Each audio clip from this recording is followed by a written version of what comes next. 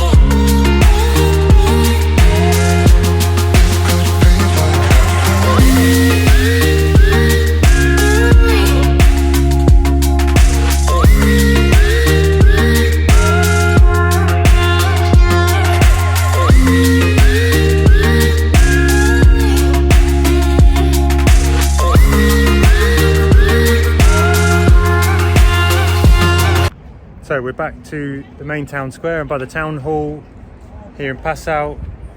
It's pretty beautiful. This is where I finished run 1 this morning. I'm going back out. I'm going to go and try and see if I can do another 10 miles into a place called Wilshofen, and then I can get a train back. It's only 15 minutes, so that will take 10 miles out of tomorrow's 43, where I don't have to have the pack. And yeah, basically just means tomorrow's less of a savage day. It's a bit warm now, but should be all right. Anyway, if it gets too hard, I'll stop. But yeah, take it nice and steady, a couple more hours, and then it means that 43 becomes a lot more manageable for the following days. So yeah, here we go. Let's go back at run number 2.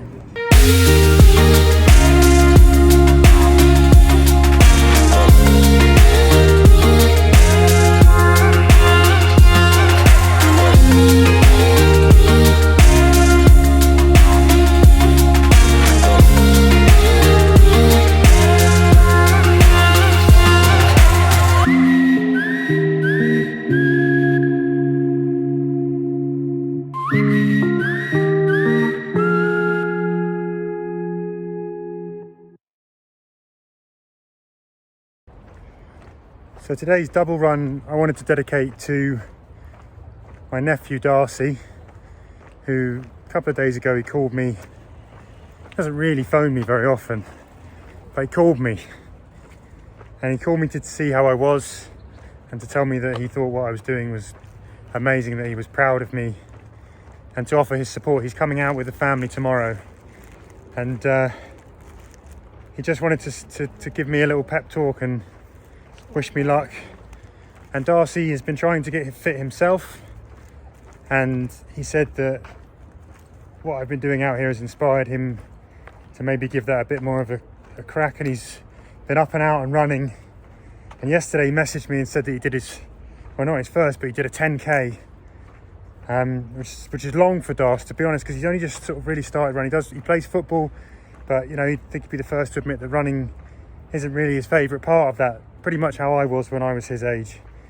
And yeah, I just thought that was a cracking thing. I think he's sort of put in the effort, and it's so pleasing that maybe this has inspired him a little, and that he's going to come out here and he said he wants to run with me for a section, which I'm so chuffed about.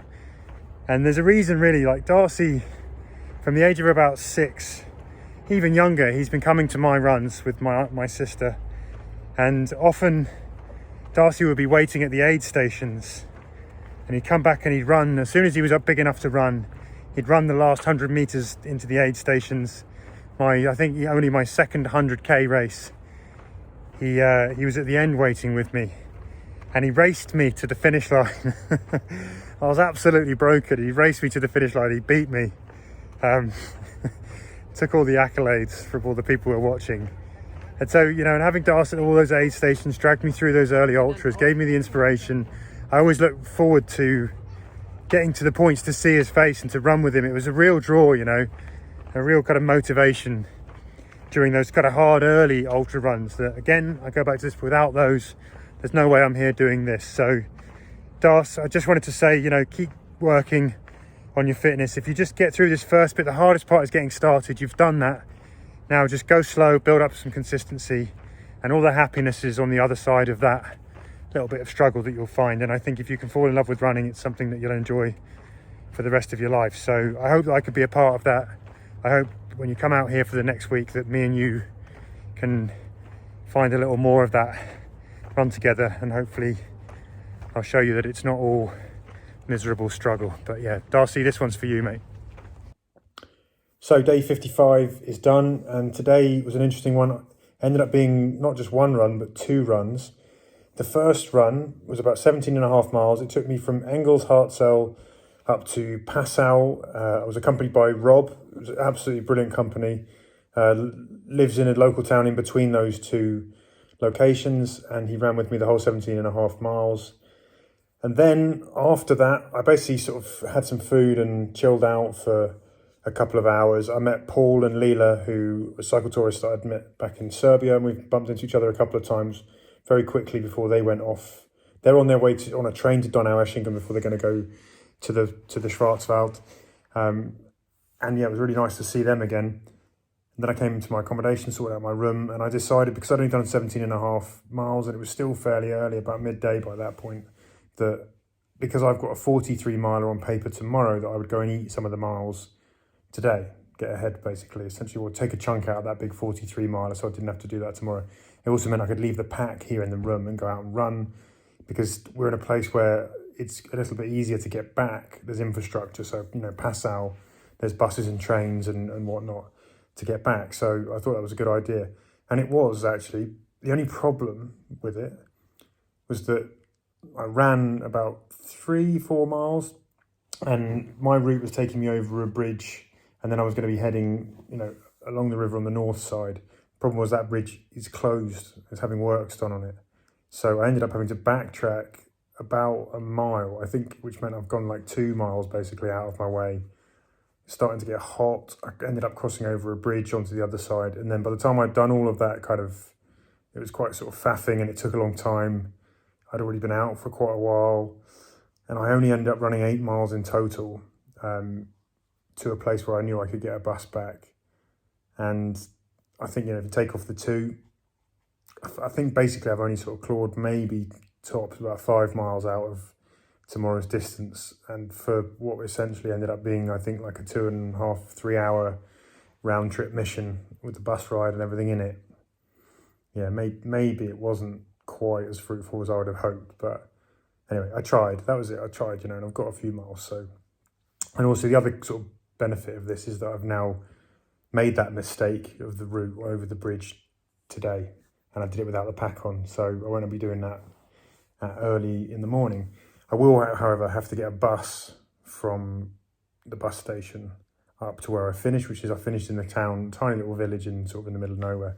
It's only half an hour, but so I've got a little bus ride in the morning to get to my start point, and then I'll head towards Deggendorf and see how we get on. The plan basically is to run at least 20 miles and then see how I feel. If there's more miles in the legs, I'll go for longer. And then that will leave whatever's left out of that 43 minus the 5 or so I did today, minus whatever I run tomorrow for the next day. And if I do that on the miles on the next day, that means that I'm basically back on the schedule. I've used that rest day that I banked to have a kind of, to split up that 43 miler. So I think that's a sensible way to do it. And yeah, that's basically the plan. It's the last day tomorrow of running with the pack, so I've only got to do that in the morning, and then I'm free of the pack because the family are coming. Get to see my son at the end of tomorrow's run, so that, if anything, is going to be a massive draw. You know, basically get that run done, and then I'm going to see the gang, my sister, my wife, my nephew, and yeah, they're all coming out, so that's going to be incredible. I can't wait for that. And then I guess the dynamics will change a little bit because I'll be at a fixed location in terms of the accommodation. We're all going to stay together in one house, and then they'll drive me to the start points each day as I kind of move across to the house. It's almost like on a triangle, and the house is the point, and then I'm running across the long side of the triangle. Think of it that way. So for 7 days, that's what I've got. And then after that, they'll go to Zurich, pick up a camper van, and then they'll come back. So for most of this, I'm going to have people. And I've got a place to go back to, one sort of single location, which means I can get all the good, I get food that I like from the supermarket to eat for breakfast. All of those other sort of logistics around sort of finding water every day, and all of that will be taken care of. So no more supermarket trips for me. That's a good win. Hopefully should give me a little bit more time to rest and recuperate, although it is a kind of holiday for my wife and son as well. And the flip of this is that I'm going to be not just a guy running the Danube anymore. In the morning, I'm going to be that person. In the afternoon, I'm going to have to be fun holiday dad. So, yeah, it's I'm looking forward to that, but it will present sort of slightly different challenges with the overall kind of tiredness and what have you. But in good spirits. I've loved being in Passau. Passau is a wonderful little town.